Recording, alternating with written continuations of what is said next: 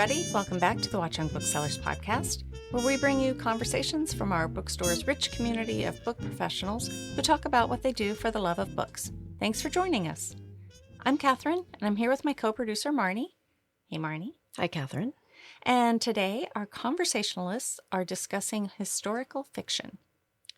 That's right. Our guests today are Laurie, Lico, Albanese, and Anastasia, Rubis, who talk about the historical fiction genre as well as their focus in writing characters that bring forgotten women back from the margin.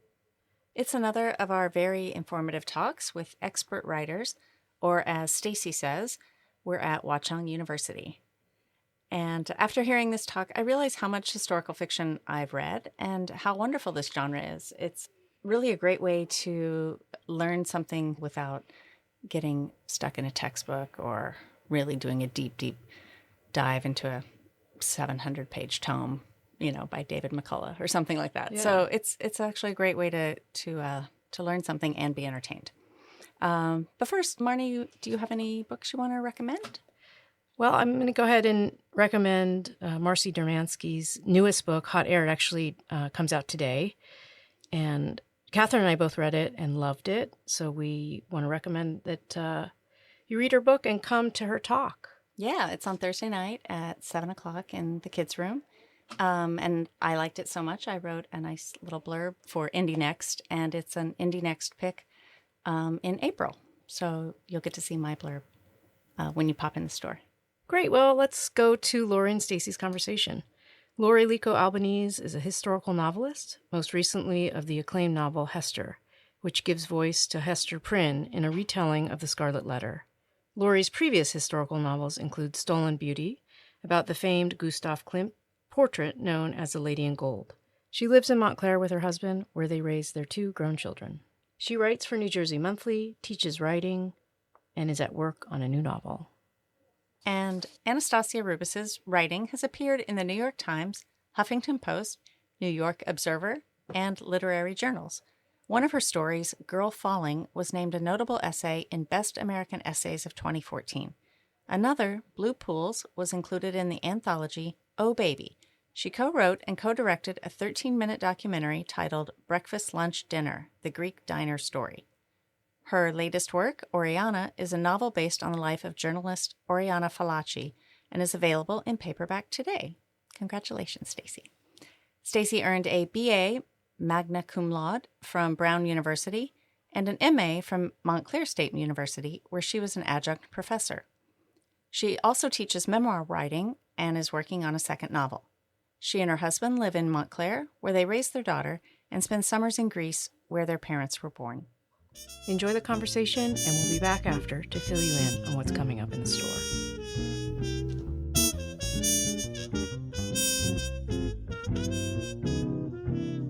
Oh, hey. Good morning, Stacy. Good morning, Laurie. So good to be here in Watchung Booksellers. So good. So Aren't good. we lucky to have this place as our place? Ugh, we're so lucky. I mean, how did you first find Watchung Booksellers? Oh, Watchung Booksellers was here when I moved back in the last century. I think I moved here.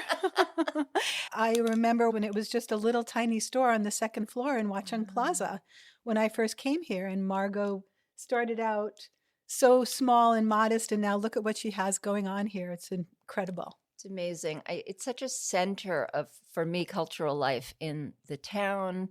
When I first came here, I was drawn to readings by people like you, Laurie Lico Albanese, and Alice Elliott Dark, Christina Baker Klein. Yes. And, also the late Louise DeSalvo and the memoir book group that she ran. And for me, it really was like Watchung University. And also seeing people like you and women like you who are actually writing and publishing novels is the reason that I realized that I could do it too. Oh, that's amazing. You were total role models. Yeah, that's amazing. Yep. And, we came to Montclair because it's a book town, because my husband's in publishing, and this is a place where there are so many people who are in publishing, so many writers, so many editors. So true. And I love this town for so that true. reason. And people think they have to be in Manhattan. Well, you don't. You don't. You don't have to be in Brooklyn either. You can be in Montclair. That's right. Yeah. So today we're here to talk about historical fiction. writing historical fiction, maybe a little bit about reading historical fiction. And I don't know, why don't we start by saying, what is historical fiction? Yeah, Yeah. that's a really good question.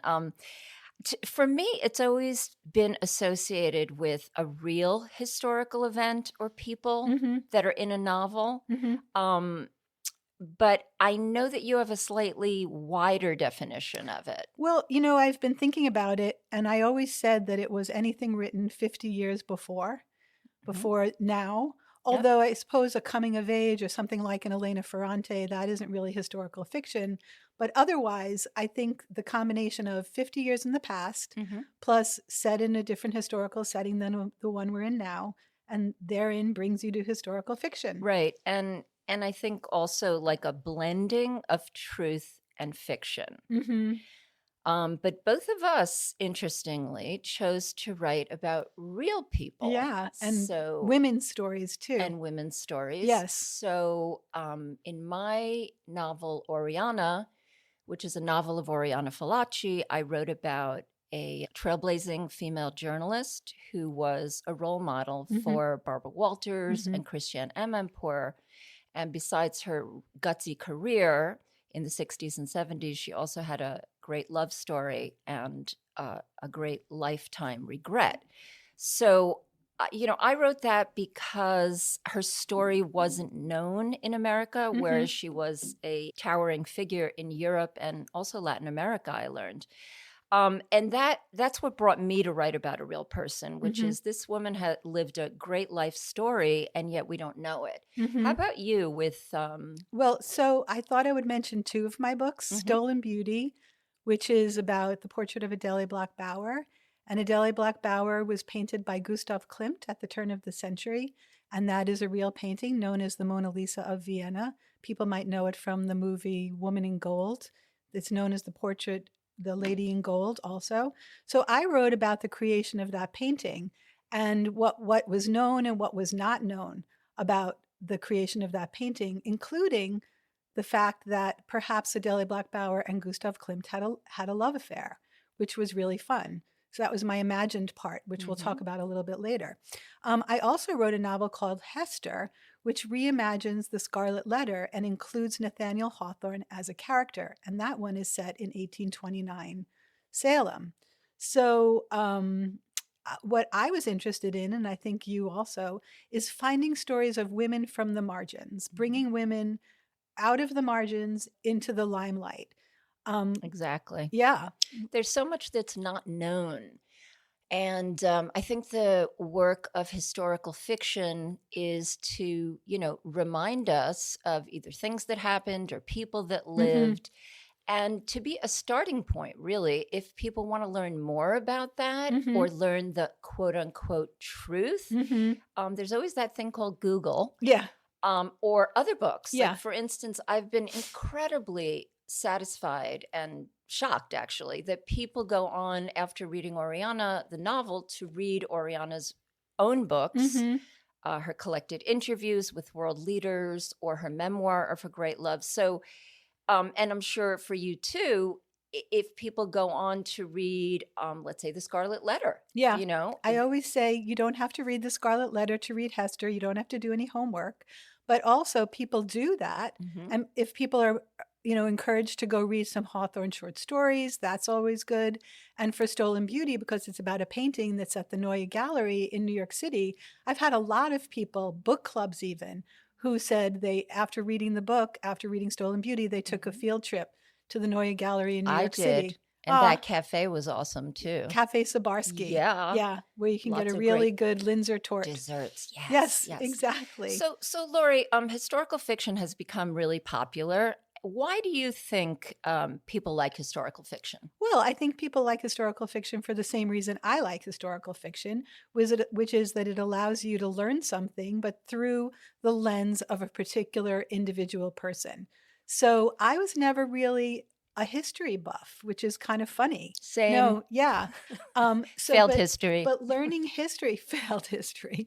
But learning history through one individual story or one individual novel is what I think people really love. And I think there's a combination of learning about history, but also learning about the travails and the trials, especially because we're writing about women, and women in book clubs are reading women's historical fiction. And I think people want to see how people persevere. I think they want to see how women were treated in different time periods and how the women's movement has evolved. And I think that we can see that even in the course of the novels that we're talking about that we've written. Yeah, I think people want, like me, we want to learn something, but we also want to be entertained. Yeah. And that really is the work of historical fiction, is to tell us about a specific event and time period and setting, but also to find the universal story in it, right? Yeah. Which we're all related to. They're human struggles. So let's talk about why we chose the genre instead of biography. I always get asked that question at book clubs or book talks. Why didn't you write a biography of Oriana Fallaci?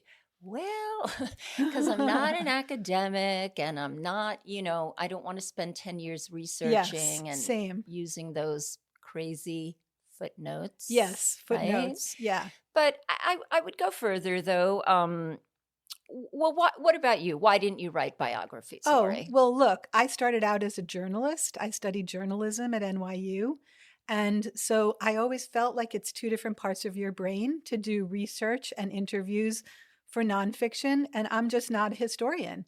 I'm not a biographer. I like to do research that is very eclectic. I like to approach a topic. But also, I will say that writing biography, you have to go with what is just known. But when you're writing fiction, you can go with what's not known. And what I really liked about writing historical fiction is getting inside the head of the character, imagining their feelings and thoughts, things that you cannot do in a biography. Absolutely. Let's get one thing straight. Not everything is known in history, right? Yes. We think, the facts. But yes, the facts are great, but there's a lot that's unknown. And that's where a historical fiction writer comes in and uses their imagination and fills it out. And those places can be things like emotions. What was the character feeling when they did, this or that? And for me, a big part of it is dialogue. Yes. We don't know what Oriana said to her great love, Alex, when they were alone in their bedroom. But we can imagine it from the facts. And to me, that's the really fun part. And I know to you, because we've discussed this, is to fill in that gap between what's known and not known. In fact, for me, I always look for what's not known. And I can talk a little bit about this later, but just the idea that finding what is not known and putting the story in that particular place. So I could talk about it a little bit now. Sure. For Stolen Beauty, as I said, it was the love affair that was not actually a matter of public record. It was the love affair between Adele Bloch-Bauer and Gustav Klimt. Right, the painter and the model. Yes, the painter and the model. And I put that love affair and that sort of because she was married, that triangulated love affair at the center of the story. Similarly, for Hester, when Nathaniel Hawthorne graduated college, he created this myth about himself that he spent the next 10 years alone in his room learning how to write, and that the only thing he did is go out walking alone at night. So in those 10 years... Sure, that's all he did. But he was a really handsome, little bit of a cad kind of guy. So what I did is something I could never have done in biography, right, is I took this 10-year period where very little is known about him, and I gave him, again, a love affair, with a triangulated love affair. Exactly. Yeah, and so you could never do that in biography. That's right. And I think that's another thing that we like about historical fiction is basically we are creative writers, and we want the freedom to create. Yeah, exactly. Right. Before I wrote historical novels, I also wrote a contemporary novel, and I also wrote a memoir. And so biography is really not in my wheelhouse. Right. But not yet, Laurie. It's coming. It's coming. Fiction is. Like, how did you get into writing historical fiction? Like, let's talk about that. That's such a good question. Well, I think I just was fascinated with Oriana Fallaci. I wanted to bring her to life. And I didn't want to write a biography. Right. So, but what really got me into historical fiction were movies. From a young age, I have loved movies like Out of Africa.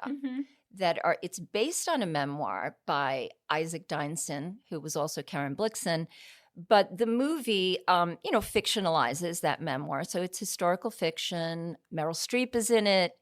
What's wrong with that? Robert Redford. Yeah. So it really influenced me as a young girl. Also Reds, which was that's done right. by Warren Beatty. Yeah. And, it was about two Americans who got involved in the Russian Revolution.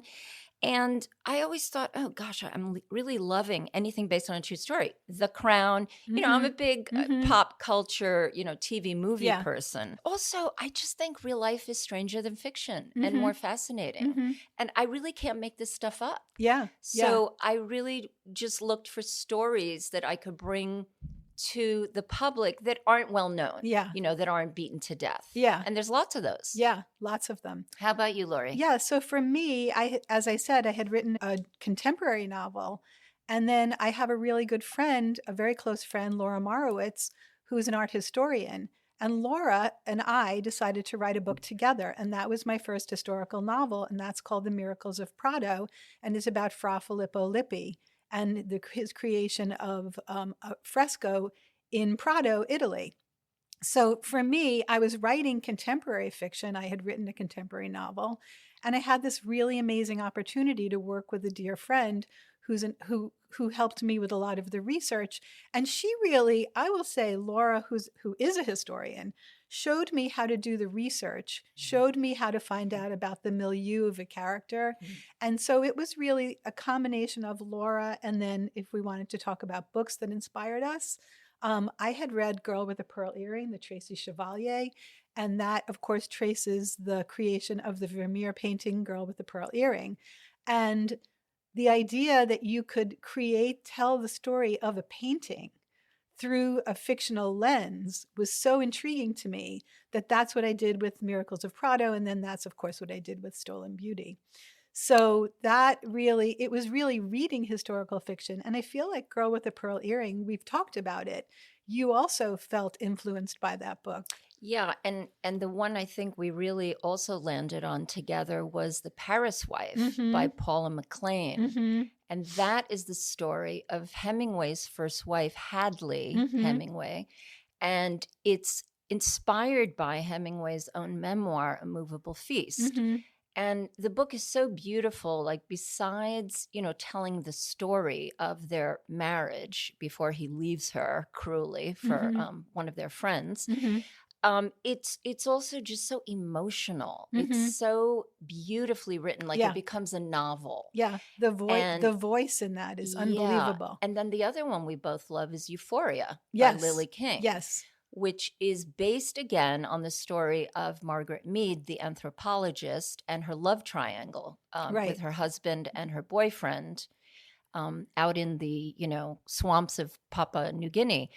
But that book is interesting because she does change the names. Yes, she names her protagonist Nell Stone. And that is because Lily does something really interesting. She changes the ending of what really happened to Margaret Mead, and she makes it her own novel. And in interviews, she's talked about that, how she started out to write, kind of a more pure historical fiction, but then the story took over. And the characters took over. Yes. And she ended up with a very different ending, which is a great book if you want to read it. And I think that's why she changed the names. Yeah, I just wanted to give another little plug for the Paula McLean, The Paris Wife. I feel like when you read the opening line of that book, you get the sense of the whole voice right there. And the opening line, which I actually wrote down, though I often looked for one, I finally had to admit that there could be no cure for Paris. And I think that we haven't talked about voice, but one of the things that you can do in fiction is capture a voice, and in those those couple of books that we just mentioned, especially Euphoria and especially The Paris Wife, those authors really capture a voice. Okay, one more book that inspired us both is Orphan Train, of course, by the local, used to be, Christina Baker Klein. She was inspired by this event that she read about in a Mhm. nonfiction book, which was about the taking of poor children from cities like New York and being shipped off on a train to the Midwest to Mhm. be adopted either as a child or often just as the help, Right. right? Yeah. Or indentured Indentured. They were servant. like practically Yeah. indentured servants. So I think the success of that book, I really think, blew the doors off of historical Yeah, fiction. yeah. And that's why you go into bookstores today and see like a table that Yeah. says historical Yeah, fiction yeah, right she next was a to the land- TikTok table, you know. She But- was a landmark with that book. And I will say, because Orphan Train is an American story, and until that point, I had read a lot of more World War II historical novels like The Nightingale. I don't know the order, but, historical fiction like that. And then Christina came along and she wrote this American-based story. And that really inspired me when I was coming up with my idea for Hester, which is that I wanted to write a story about America. And so what I did is I asked myself about America's first historical novel, which happens to have been The Scarlet Letter. So I had been inspired by Christina's book, been inspired by an American story, and I knew I needed a new idea for a novel. And I was walking in the park with my husband, and we were thinking, what kind of American story can I tell? And I thought about the Scarlet Letter as the first American historical novel, and Hester Prynne as America's original badass single mother. And I said, well, I wonder if there was a real Hester Prynne. And if there was a real Hester Prynne, what if she could tell her own story? And that's how I got inspired to write Hester, starting off from Christina's book, Orphan Train. Amazing. One woman who writes a lot of historical fiction, and they do feature women who are little known, is Marie Benedict. Mhm. And recently I read The Personal Librarian, Great book. which she partnered with Victoria Christopher Murray. Right. And they wrote a wonderful book about Belle DaCosta Green, who was a Black woman who became the director of the Pierpont Morgan Library Mhm. and J.P. Morgan's personal librarian. And that is a great book because, again, it takes somebody out of the margins, somebody we really have forgotten about or never knew about in the first place. And it tells us this amazing story of Yeah. a strong, bold, assertive woman, Yeah. a woman of influence that we should know about. And Marie Benedict does that a lot. Yes, she wrote one about The Other Einstein. Yep, was her The Other book. Einstein is about Einstein's wife, who apparently was a brilliant genius as well. She wrote The Only Woman in the Room, that is about Hedy Lamarr, Mhm. who was a famous actress, but also, unbeknownst to us, she was some kind of, scientific genius that Yeah. created something, Yeah. which I forget what, because I'm not a science person. And I'll also mention one of my favorites is Rodham by Curtis Sittenfeld. Yeah. That is such a fun book. She takes Hillary Rodham Clinton's life, and she imagines what it would be like if Hillary did not marry Bill. Yeah. So she does change things. And, one of the questions in historical fiction is, can you change things up? Yeah. Is that okay? Yeah.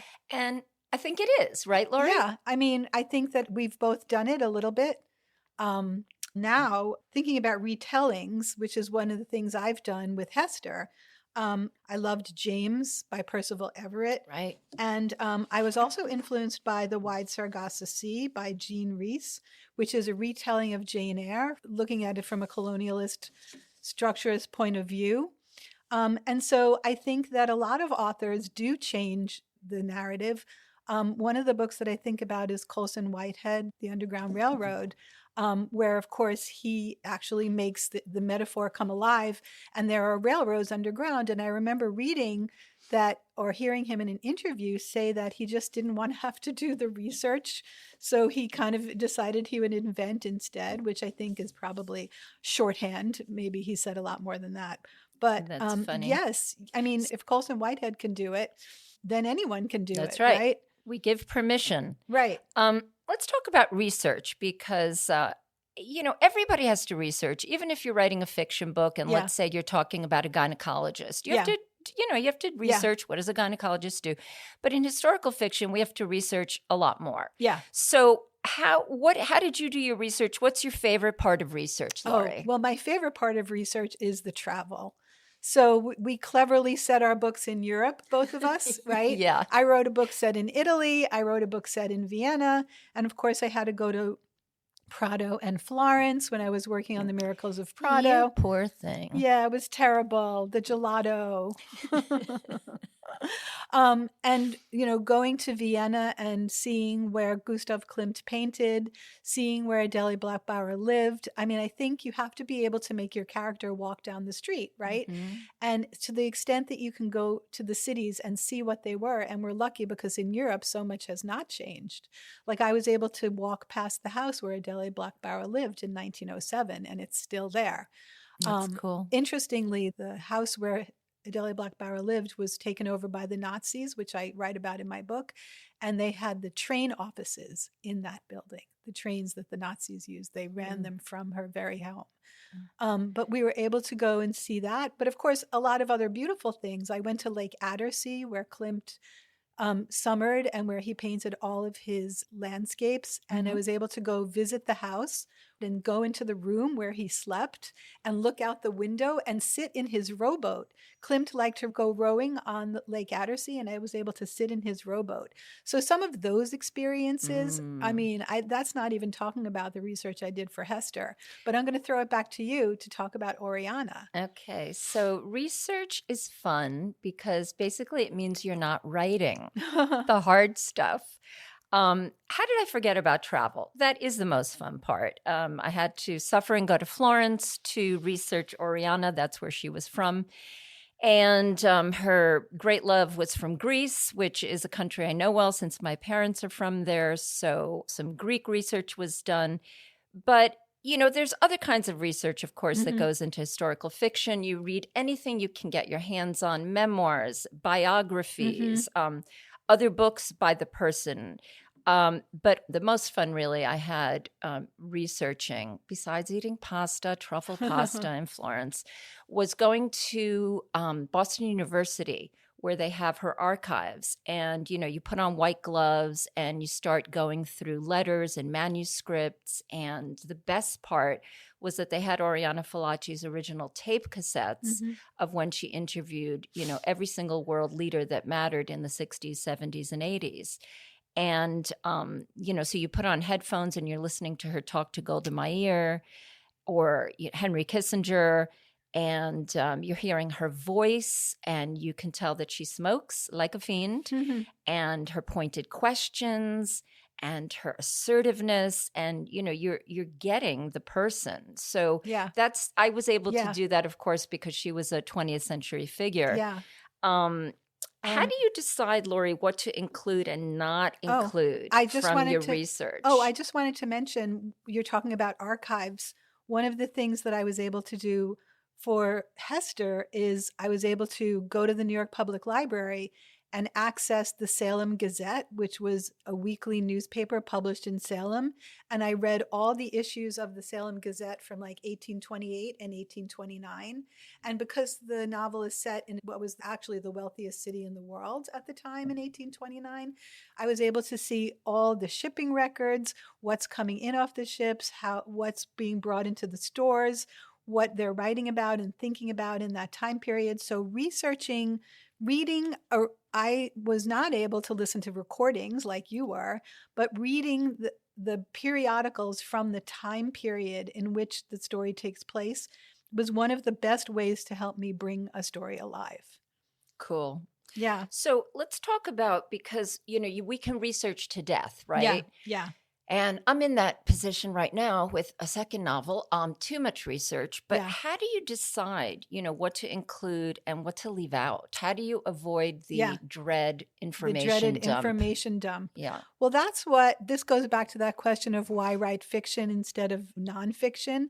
Because I feel like when you're researching for historical fiction, you have to immerse yourself in everything from the time period, right? Not just the periodicals, not just the streets, but also the food, the dress, the culture, the milieu, how people, we talked about a little bit about this, but how women see themselves in their place in society then, and what women might be chafing against.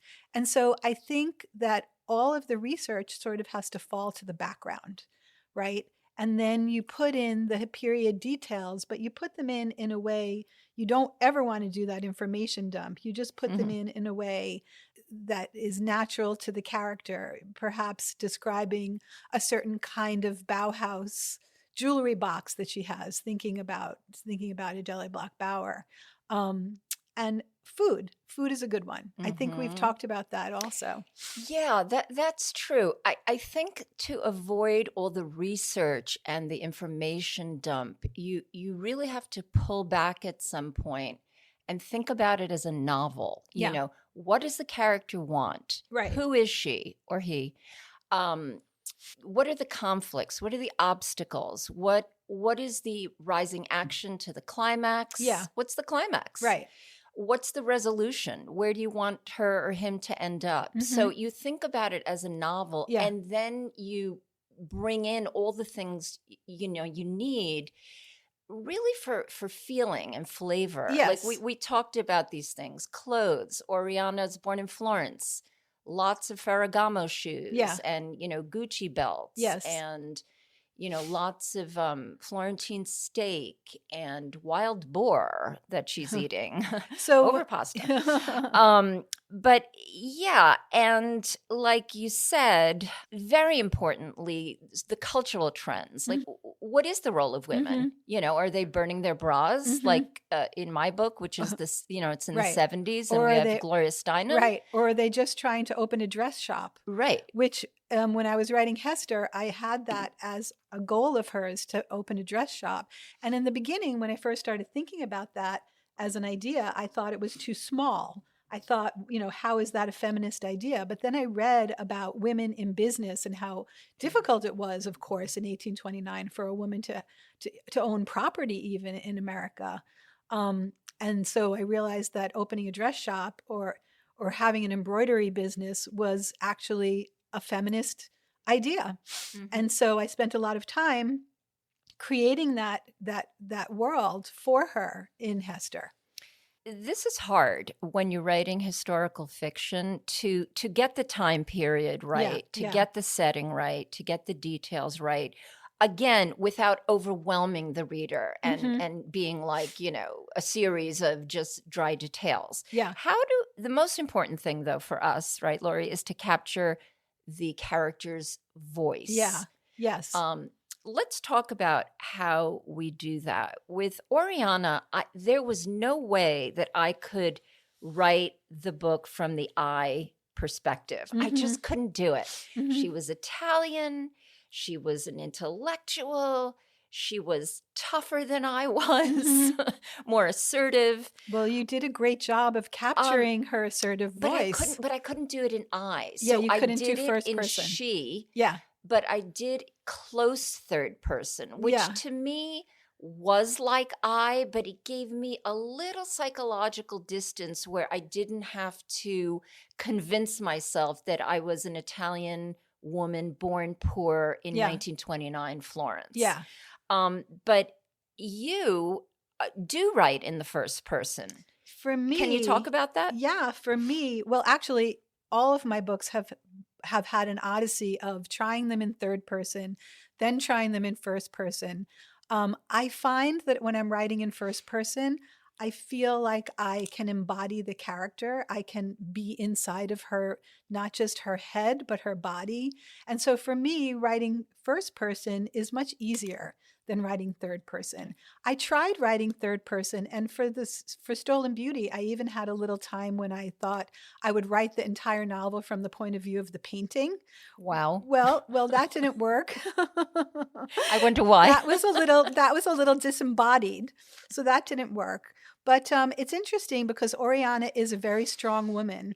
And when I was writing Stolen Beauty, Adele Bloch-Bauer is a very strong woman.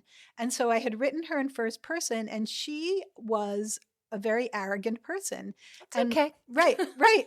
One of my first edits from my agent was that I had to make Adele Bloch-Bauer more likable. So I had to think about this. I had to think, and the first person allowed me to do this in a way that third person I don't think would have, which is that I was able to think about a person who's difficult or arrogant doesn't think of themselves as difficult or arrogant. So in order to tone her down, I had to think about how she thinks about herself. And yeah. I think I know what you mean, and that whole likable question. Grr. But right. Why do women have to be likable They anyway? don't. Olive Kitteridge. But by going into their inner lives is what makes them likable. Yeah. And that's our job as historical fiction writers, because everybody who's strong, everybody who's assertive, they have some questions, they have some doubts, they have vulnerabilities, and it's our job to bring those out, So whether you're writing in first person or close third, that's your job, is to make them fully human. Yeah. Right? When I was trying to make Adele Black-Bauer more likable was when Hillary was running for president. And I thought about, people were saying terrible things about her. And I thought, she doesn't think of herself that way. And so I used Hillary literally as a model to help me think about how Adele Black-Bauer might think about herself, and how people might look at a strong woman in a negative, and how that really has no true reflection on the character herself. Mm-hmm. Yeah. So when you write a historical novel, what do you want readers to take away? I said earlier that for me, it's not the final word on the subject or the event or the person, but I am trying to say, hey, look at this. This is a story or a person that we've forgotten about or we don't know much about. Yeah. And for me, it's a first step. I'm hoping readers will go on with curiosity to Google, to read more. So basically, I'm hoping they'll be inspired. Oh, inspiration was going to be what I was going to say. Well, take it away. Yeah. Well, I mean, I think when people read historical fiction, this goes back to the question, is why it's so popular, is because we're seeing about women who triumph. We're being inspired by women who triumph. And when I think about what I want readers to take away from my books, I want them to have been entertained, but I also I want them to have been inspired. Right. And, you get letters, you must get letters from readers, right? Who say emails. Yes. Nobody writes letters. Nobody writes letters, emails. You must get emails from readers who say how they were inspired. Absolutely. By your character, by what you did in the book. Yeah. Yes. And that is so true. It's historical fiction, of course, is not only about women, but we happen to be women. We've written about women. It's a myth that women are not strong, or that they're not brave, or that they didn't do something and make a contribution to the world. So we're basically debunking the myth. Yep. And people are surprised and pleased and inspired. Like, wow, I didn't know that. Right. I think my next read in historical fiction is going to be Colm Tóibín's The Master. Oh, I loved that book. I didn't read it yet, and it's about Henry James and his inner life, and I've loved Henry James's book, so I do want to read that book. I do tend to read books by and about women. Yeah. But I'm going to enlarge, my mind. Yeah. Open up my mind. Yeah. What about you, Laurie? What historical fiction are you reading, or do you want to read? Oh, well, right now I'm finishing up The Women, which we should talk about a little bit. Yes, let's. Because you read it also, right? And what an amazing job Kristin Hannah does with that book. That character, Frankie, her character arc is so strong. And Frankie's entire trajectory is, why can't a woman be a hero? Of course, the novel is set during the Vietnam War, and it's based on nurses who were on the ground in Vietnam. And the women, it's called The Women in a way because it's about the women who the men keep saying, oh, there were no women in Vietnam, but there were women in Vietnam. And so I've read a little bit about how Kristin Hannah did her research, and I think she did it by and large by doing a lot of interviews with women who had been there. Yeah, with nurses. So I'm really loving that, and I'm nearing the end. I've been listening to that one on audio, and I just started reading Horse by Geraldine Brooks because I loved her book Year of Wonders. In fact, that helped me inspire the ending of Hester. And so I'm reading Horse, and I'm really into it. It's set in 1850. It's some in the past, some in the present. It's a little bit of a red violin book where she traces the history of a horse and the painting of a horse and the bones of a horse. It's really, really interesting and really well done, and has a lot of different voices, which I'm always interested in seeing how a writer brings together a lot of voices. Cool. Yeah. Yeah, I thought The Women was a great book. Basically, so Kristen Hanna isn't writing about one particular nurse.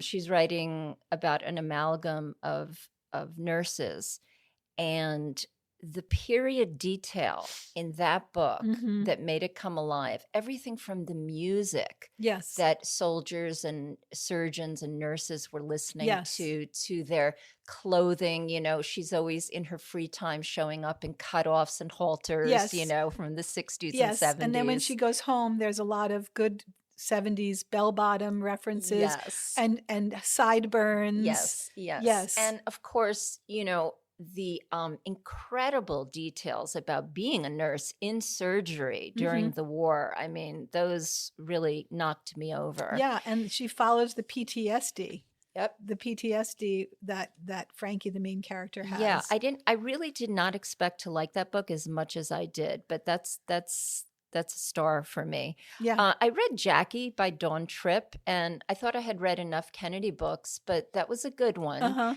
To me, it's very brave to write about Jackie Kennedy in the I perspective. Yes. Like, wow. She even has a scene where John Kennedy is dead. You know, he's been assassinated, and she has a scene from his perspective in the third person, thank goodness. But I learned some things from that book, so I thought that was a good one. She also wrote Georgia, about Georgia O'Keeffe, which is very vivid in my mind still. Yep. And you know, I want to tie historical fiction books to what I think of as historical fiction movies, which, of course, or TV, The Crown, you know, Oppenheimer. There's a great movie called Lee about Lee Miller, the photojournalist who went into the concentration camps and photographed World War II basically from a woman's perspective. So, you know, I love this crossover between, you know, everything based on a true story. I'll watch or read anything based on a true story. Regarding other books, what other types of fiction or nonfiction are you reading? Oh, well, right now, actually, I was thinking of reading the new, is it Curtis Sittenfeld? Right? Show, Don't Tell. So good. Short stories. So really good. I literally was reading that last night. Okay. It's so readable. I love her style. It's just so unadorned. It's so direct, and it's funny, but it's true. Really great. Yeah. I'm really enjoying it. I read Intermezzo by Sally Rooney. I thought that was really great. I enjoyed that one a lot. Oh, you know what I just read? I just read All Fours by Miranda July. Oh, yes. All Fours. Yeah. That's a good one for book club. Yeah. To chat about with women. Yes. I've had a lot of good discussions about that book. I only recently, yes, I admit, discovered Chimamanda Adichie, and I want to read Half of a Yellow Sun by her. I just read Americana. Yeah. And she has a new one. Yeah. Well, so I think I'm putting that on my list as well. That's on my list. Yes. And looking to the future, I'm really looking forward to reading my friend Sarah Penner's book called The Amalfi Coast, which is coming out in the spring. She wrote The Lost Apothecary, which was a very magical book. And this one is set in Italy off the Amalfi Coast. And she talks about witches, and I think there's like enchantment in there. She probably had to suffer by going and traveling to the Amalfi Coast. She did have to suffer going to the Amalfi Coast. Exactly. Yeah. Yeah. What else? Oh, anything? I'm waiting for the next Elizabeth Strout or Anne Patchett, please. Love them. Two favorite writers. Me too. Me too. I know. We have a lot of similar tastes. Well, Laurie, we're friends. Right. Hello. Confession. We often go swimming together, and we're probably going to do that right after this podcast. Yes. But we go swimming and we talk about, writing and where we're stuck, and we commiserate, but we also brainstorm. Yes. And, Laurie will say something like, I'm up to the love story now. And, Mhm. or I'll say, I don't know what my character wants, and we'll brainstorm. And then we'll swim a little bit. Yeah. And it's a better day Yes. somehow, Yes, right? it is. Yeah. It is. We're lucky to have each other, and we're lucky to have this community. Yeah. Thank you. Thank you. Oh, that was fun. Yeah, see? Yeah. That was really It was fun. fun. All right, let's go get coffee time and went- take a swim. The time went fast. Thank you, Laurie and Stacy, for being on the podcast. We can't wait to read what you write next. Listeners, be sure to pick up Laurie's Hester and Stolen Beauty and Stacy's Oriana, available in paperback today. And you can find links to their books and all the books they've talked about in our show notes and at watchungbooksellers.com. This week, we've got 2 great events at the store you'll want to check out. On Wednesday, March 19th, we welcome best-selling author Ben Wallace to launch his new book, The Mysterious Mr. Nakamoto, a 15-year quest to unmask the secret genius behind crypto. He'll be talking with Jason Tanz, author and former podcast guest from episode 3. And the following night, Thursday, March 20th, we welcome Marcy Domansky for the release of her latest novel, Hot Air. She's going to be talking with author Laura Sims, who was a guest on episode 7. Come on out for both of these. They're going to be great talks. You can find out details and register for all of our events in our newsletter, show notes, or at watchungbooksellers.com. The Watchung Booksellers Podcast is produced by Kathryn Counsell and Marnie Jessup, and is recorded at Watchung Booksellers in Montclair, New Jersey. The show is edited by Kathryn Counsell, and original music is composed and performed by Violet Mujica. Art and design and social media by Evelyn Moulton. Research and show notes by Caroline Shurtleff. Thank you to the staff at Watchung Booksellers and the Kids Room for all their hard work and love of books. And thank you for listening. If you enjoy the show, please like, follow, and share it. You can follow us on social media at Watchung Booksellers. And if you have any questions or ideas, you can reach us at wbpodcast@watchungbooksellers.com. We'll see you next time. Until then, for the love of books, keep reading.